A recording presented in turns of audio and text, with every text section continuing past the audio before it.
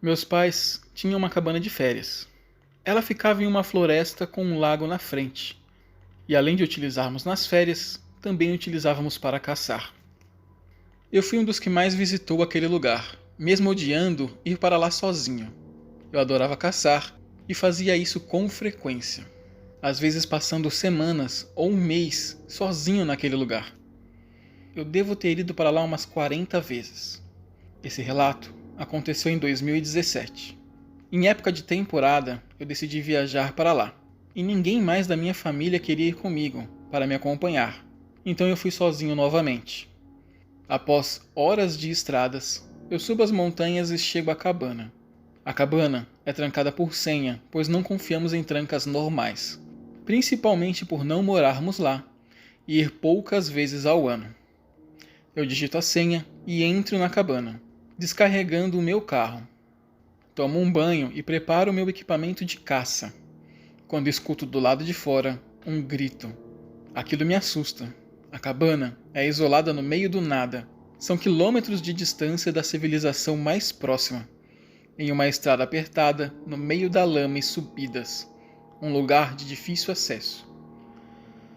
Então dessa vez, eu escuto risadas de crianças vindo do lado de fora, e aquilo me deixa confuso.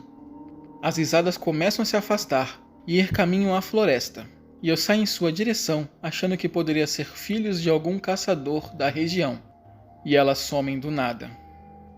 Eu entro em casa, pego meu rifle e vou caçar, tentando esquecer o que passou. À noite, volto para a cabana. O lugar estava totalmente escuro, e quando já estou deitado em minha cama para dormir, as risadas voltam. Eu ligo imediatamente para o meu pai, que diz para expulsá-los de nossa propriedade dando um susto. E é isso que eu faço. Saio de casa com o rifle na mão, gritando para que saiam, e atiro para o alto como alerta. E os risos correm em direção à floresta novamente, e somem. E eu volto para casa, acreditando que tinha me livrado. No dia seguinte eu estava na torre de caça, que fica em frente à nossa cabana. E já estava escurecendo quando escuto os risos novamente. Dessa vez, eu pego meu revólver e coloco na cintura, e decido seguir a voz sem alertas. O dia acabou muito rápido e tudo fica muito escuro, e eu ilumino a floresta com minha lanterna, que não era potente o suficiente para iluminar todo o lugar. Até que os risos param, e eu paro de andar também. Quando algo pesado cai em meus pés com tudo, como se alguém tivesse arremessado. E eu pulo para trás no susto, e ilumino o objeto em seguida. Parecia uma caixa de som Bluetooth, estilo JBL, bem velha e gasta, e os risos voltam com tudo, alto, saindo da caixa. Era uma armadilha. Eu ilumino a minha frente e avisto um homem em pé, me olhando, armado com uma faca, e no desespero eu atiro em sua direção, mas não para matá-lo, e sim para assustá-lo. E a bala não o acerta. E mesmo com um tiro ele não se move um dedo. Ele continua estático, parado, me olhando nos olhos. E então ele grita, o grito mais horripilante que já ouvi na vida, e começa a correr com tudo em minha direção. Eu corro para a cabana sem olhar para trás, entrando o mais rápido que posso, e a tranco com a senha. Vou para o meu quarto e começo a arrumar minhas malas, jogando tudo dentro, sem nenhum cuidado. Quando escuto batidas na janela, e quando abro a cortina, ele estava lá, com sua faca suja de sangue, e no vidro, algo escrito em sangue também. E eu não perco meu tempo lendo, com puro medo. Pego minhas malas do jeito que está, e meu revólver, e corro para o carro, destrancando de dentro da casa, saindo e trancando a casa em seguida, entrando no meu carro como um pulo, colocando a ré, enquanto ele corria em minha direção. Mas eu conheço o lugar e entro na estrada freando, jogando o carro a 90 graus para o sentido correto da pista e saindo de lá. Mais tarde, eu conto tudo ao meu pai e aos meus irmãos, e nós decidimos subir todos juntos para verificar o lugar. E ele não estava mais lá. Havia limpado a janela e a caixa de som que ele tinha jogado levou-o consigo. Ele não chegou a roubar a cabana e nem arrombá-la. Creio que o objetivo dele era outro, ou era me dar medo, ou era algo pior. Demorei anos para voltar até lá, e mesmo assim, eu só volto acompanhado. Eu tinha 14 anos quando tudo aconteceu. Meus pais já me achavam grande o suficiente para me virar sozinha às vezes, e eles programaram uma noite a dois. Na ocasião, eu aproveitei a oportunidade e eu saí com mais 2 amigas para o cinema, e o shopping não era tão longe de casa assim. Na saída do cinema, eu resolvo voltar a pé. Seria uma nova aventura para mim, voltando a pé sozinha para casa tarde da noite. Quando estou perto da minha casa, já caminhando em sua direção, um carro vem com tudo, piscando a luz, e para bruscamente em frente à minha casa. E eu me desespero e tranco a porta rapidamente. E um homem sai do carro gritando, correndo atrás de mim. Eu entro e tranco a porta, e ele começa a bater na porta gritando algo que eu não conseguia escutar. Eu corro para o meu quarto, perguntando pelos meus pais, que não estavam em casa, quando o escuto batendo na janela.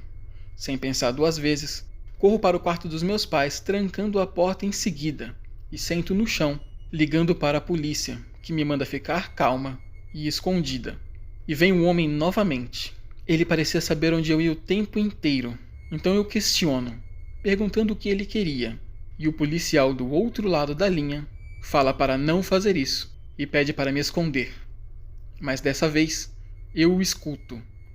Ele fala que tem um homem na minha casa, que invadiu antes que eu entrasse. Tudo aquilo era muito estranho, e eu não poderia confiar nele. Até que, pelo lado de fora, eu escuto passos no corredor. A madeira do taco rangia, e as portas eram abertas uma por uma, lentamente, até chegar no quarto dos meus pais, e a maçaneta vira. Por sorte, eu havia trancado. Mas ele começa a forçar e bater com força, e eu me escondo no guarda-roupas. O som para, e a policial na linha informa que os policiais chegaram. Escuto gritos seguidos de tiros e correria. Meu coração já estava na boca quando a polícia bate em minha porta. Ao chegar a polícia, o homem estava armado e trocou tiros. Ele foi atingido e conseguiu fugir, mas foi pego depois, fraco, devido à perda de sangue, mas com vida. O homem que estava do lado de fora entrou com a polícia e disse que estava passando de carro quando viu o cara invadir a minha casa pela porta lateral, que foi arrombada e provavelmente pelo desespero eu não ouvi arrombar. Ele tentava me alertar para sair de casa. No fim das contas, meu pai é um empresário e o cara que invadiu a nossa casa era um ex-funcionário com raiva. Por sorte, ele não conseguiu me encontrar, porque eu não sei o que seria de mim agora. Eu moro em uma pequena cidade pacífica, divido a casa com a minha irmã, mas atualmente ela vem apenas aos finais de semana, devido ao TCC da faculdade, onde fica tudo corrido e ela acaba dormindo por lá, devido à faculdade ficar longe de nossa casa. Eu tenho uma pequena rotina: trabalho, chego em casa, troco de roupa, corro à noite e volto para casa para descansar e dormir. Faço isso de segunda a sexta. Em uma semana dessas, as coisas foram um pouco diferentes. Após a minha corrida noturna, ao chegar em casa, avisto uma van branca estacionada logo em frente. Eu acho aquilo suspeito demais, pois minha rua tem um tráfego muito leve e ninguém para muito por ali, principalmente por ser um bairro praticamente de recém-formados sem dinheiros, e muitos ainda não têm nem seus próprios carros. Antes de entrar em casa, eu apenas vejo a silhueta de 2 pessoas dentro da van conversando. Eles tinham isso filme nos vidros, o que dificultava o reconhecimento, e mesmo desconfiado, eu decido entrar em casa e ir descansar. Por volta das 11h30, eu escuto do lado de fora um ruído de algo sendo raspado vindo do quintal.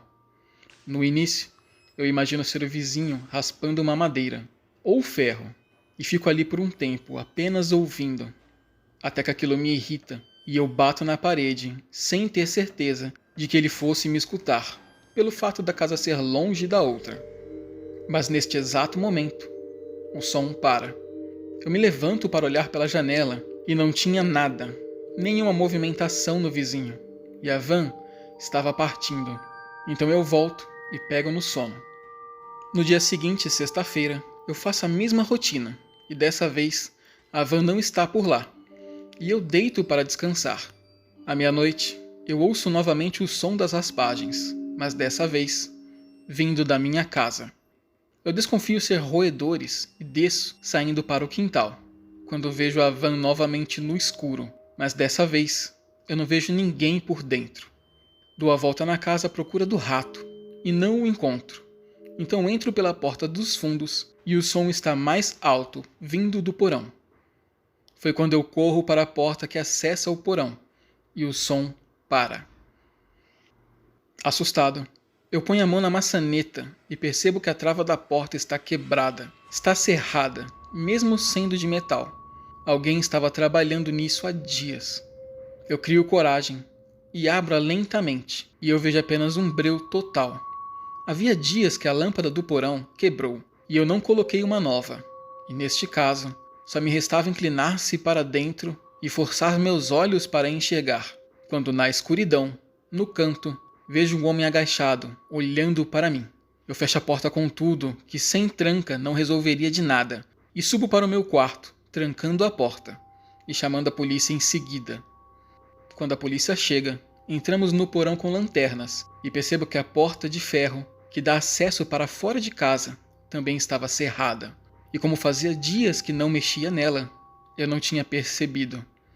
Eles estavam trabalhando nisso, provavelmente há dias, e eu só havia percebido agora. Abriram a porta de ferro e conseguiram abrir a de dentro, e o próximo passo, só Deus sabe. Eu informei pela polícia sobre a van. Sobre o homem, eu vi muito pouco naquela escuridão, mas informei o que consegui. A van nunca mais voltou a parar em frente à minha residência, e após a manutenção das portas, eu nunca mais ouvi o som novamente. Estávamos em uma viagem para a Bahia, minha amiga e eu. Nós íamos visitar algumas ilhas famosas, e uma delas tinha uma prisão muito conhecida, onde mandavam os escravos e os infratores. O lugar tem um clima super pesado, as celas ficavam frente ao mar, e eu me sentia muito mal, mas não quis comentar nada. Era um lugar de muita dor e sofrimento. À noite fomos em um barzinho na ilha, mas ainda me senti incomodada com o que vi, e não consegui curtir o momento. Naquela noite, ficamos hospedadas em um hotel na cidade. Dormimos no mesmo quarto, em camas separadas. Quando de madrugada, escuto bem baixo passos indo em nosso quarto. Os passos param e eu escuto perfeitamente alguém limpando o pé no tapete que ficava ao lado de fora. Eu achava que fosse algum hóspede que errou de quarto e ficou em silêncio, mas prestando atenção por um momento, não escuto mais nada. Mas, do nada, começam socos fortes batendo em nossas paredes, e vinham de todos os lados, e eles não paravam. Eu estava desesperada e segurava minha respiração para que não nos ouvisse lá de dentro. Em seguida, alguém sobe no telhado e eu escuto caminhando acima de nós. Com medo, eu corro para a cama de minha amiga, que também estava acordada, apavorada. Em meio àquele desespero, pegamos no sono, após muitas rezas. Pela manhã, passamos na recepção e perguntamos se houve algo na noite anterior, e o atendente nos informa que não houve nada demais e que o hotel está praticamente vazio. Nós fomos para outra ilha e na volta havia um caminho mais rápido que passava por essa ilha perto da prisão, mas nós preferimos o caminho mais lento, porque eu nunca mais quero pôr os pés naquele lugar novamente.